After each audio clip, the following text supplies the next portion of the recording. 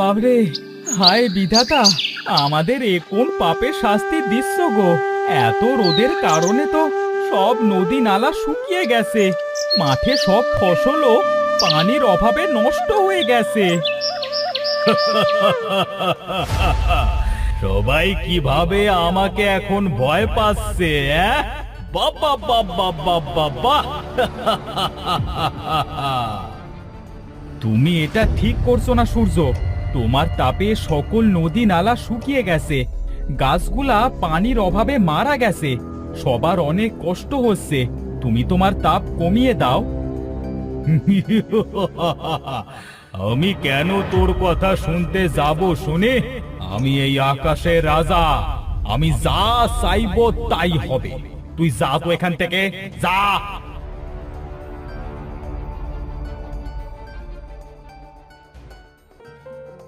না দিদি, রোজ রোজ আর এইভাবে তো ওই গ্রামে পানি আনতে যাওয়া যায় না। এই রোদে কেমন কালো হয়ে গেছি গো।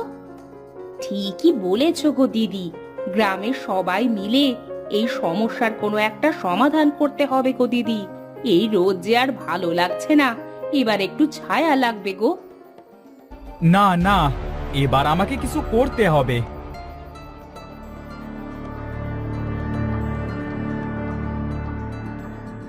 কি রে, তুই আবার কেন এসেছিস আমার কাছে শুনি?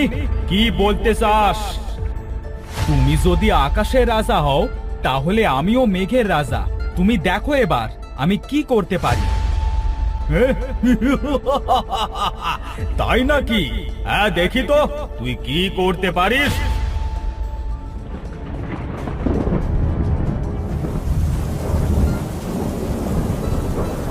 বাহ বাহ, অনেকদিন পর আমরা সবাই একটু বৃষ্টি পেয়েছি। আহ, কি শান্তি!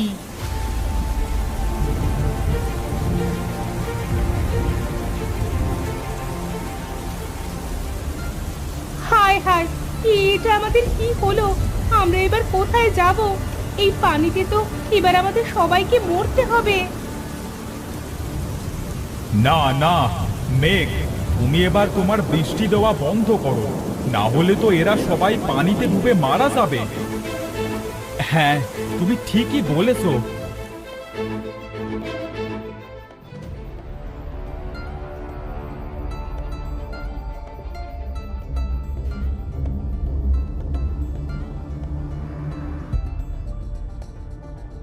তোমরা এটা কি করছো? এভাবে সব গাছগুলা কেন কাটছো গো? কেন রে সোগরা, আমরা গাছ কাটলাম তাতে তোর কি রে? হ্যাঁ, যা তুই খেলা করে বেড়াগে, যা যা যা যা যা যা, এখান থেকে যা, আমাদেরকে কাজ করতে দে। না না, তোমরা এটা ঠিক করছো না গো। তোমরা জানো না এই গাছ আমাদেরকে ছায়া দেয়, আর তোমরা এইভাবে গাছ কাটছো। কেটো না গো, কেটো না গাছ। না, আরে এই ছেলে তো দেখছি জ্বালিয়ে মারলো। এই, তুই এখান থেকে যাবি না ধরে ঠ্যাঙাবো? কিরে?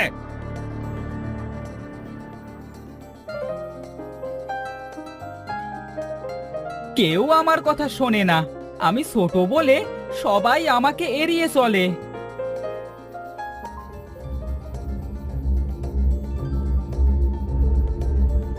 তুমি কেঁদো না বাসা, দেখবে একদিন সবাই তোমার কথা শুনবে আর তোমার কথা স্মরণ করবে। কে তোমরা? আমরা মেঘ আর সূর্য। তোমরা তো ওই আকাশে থাকো, তাহলে এখানে কি করে এলে গো? আমরা তোমার জন্য এখানে এসেছি। তুমি অনেক ভালো, তুমি ভেবো না, সব ঠিক হয়ে যাবে।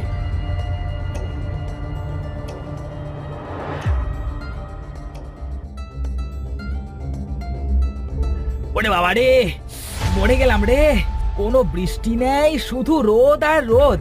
রোদের এত তাপ যেন মনে হচ্ছে এখানে আর একটু দাঁড়িয়ে থাকলে সেদ্ধ হয়ে যাব।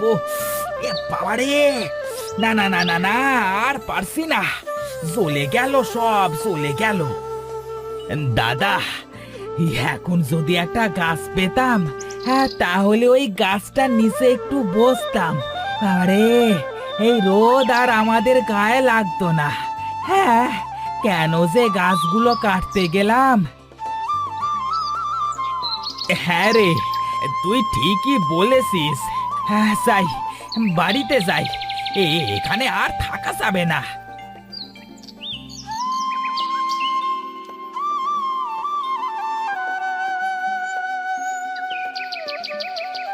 গিন্নি, ও গিন্নি, আমাকে একটু জল দাও তো।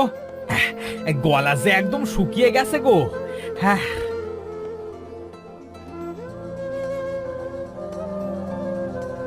বলি জল কোথা থেকে পাবো শুনি? গ্রামে কোথাও কোনো জল নেই, এবার জল না খেয়ে মরতে হবে।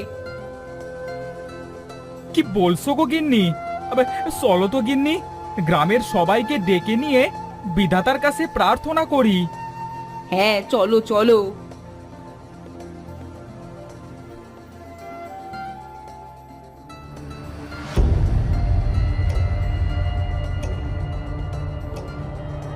এই তো, এই তো মেঘ ধরেছে, এবার বৃষ্টিও হবে। হ্যাঁ, এবার বৃষ্টি হবে। বৃষ্টি বৃষ্টি।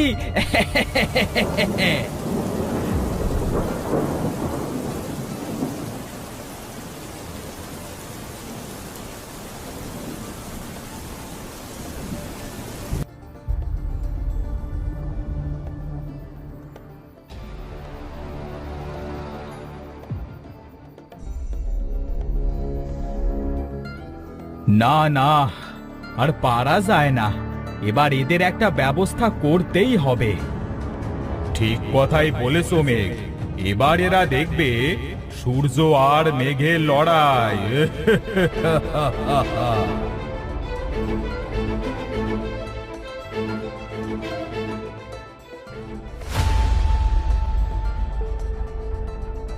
আমি বলেছিলাম, তোমরা কেউ আমার কথা শোনোনি। এখন কি করবে তোমরা? তবে রে, দাঁড়া, তোকে আজ মেরেই ফেলবো। তোর জন্য আমাদের এই অবস্থা।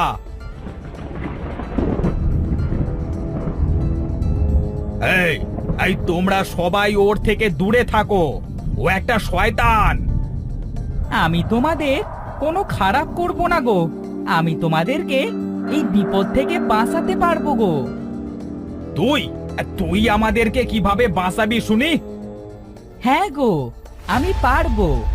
আমার সূর্য বন্ধু আর মেঘ বন্ধু তোমাদের উপর অখুশি হয়েছে গো, সেই জন্য তারা কোনো আলো বৃষ্টি দিচ্ছে না গো। তুই কি ঠিক বলেছিস? তাহলে এবার আমি কি করব? তোমাদের সবাইকে তোমাদের ভুলগুলো স্বীকার করতে হবে, সূর্য আর মেঘের কাছে ক্ষমা চাইতে হবে, তাহলেই সবকিছু আবার আগের মতো হয়ে যাবে। হ্যাঁ হ্যাঁ, আমরা তাই করব। এই এই তোমরা সবাই সূর্য আর মেঘের কাছে ক্ষমা চেয়ে নাও।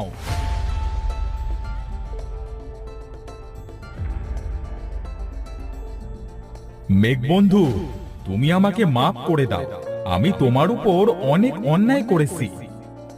তুমিও আমাকে মাফ করে দাও, আমিও তো তোমার সাথে খারাপ ব্যবহার করেছি। আজ থেকে আমাদের মধ্যে আর কোনো ঝামেলা হবে না।